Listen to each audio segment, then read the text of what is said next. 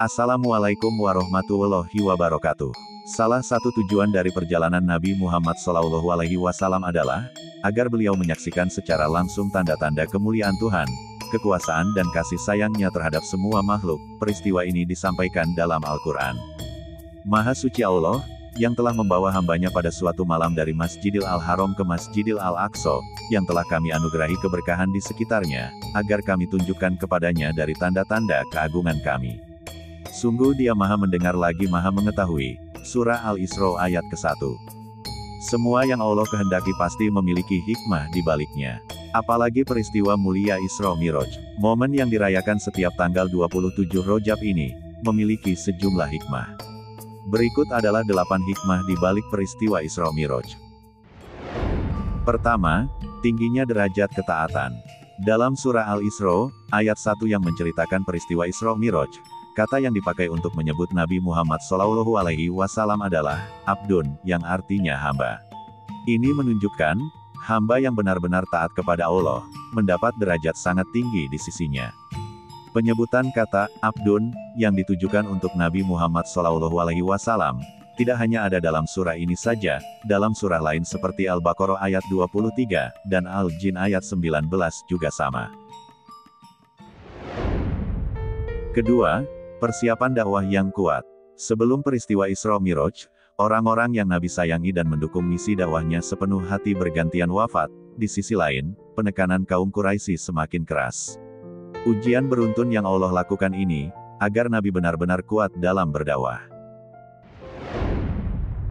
Ketiga, menyampaikan kebenaran meskipun getir. Begitu pagi setelah malam Isra Miraj, Nabi memberitahu apa yang baru dialaminya ke penduduk Mekah. Praktis, banyak orang yang tidak percaya dengan kabar tidak masuk akal ini. Ini menunjukkan bahwa, kebenaran harus tetap disampaikan, meskipun banyak mendapat penolakan. Keempat, syariat Nabi Muhammad SAW menggantikan syariat nabi-nabi sebelumnya. Saat peristiwa Isra Miraj, Rasulullah SAW menjadi imam sholat bagi nabi-nabi sebelumnya.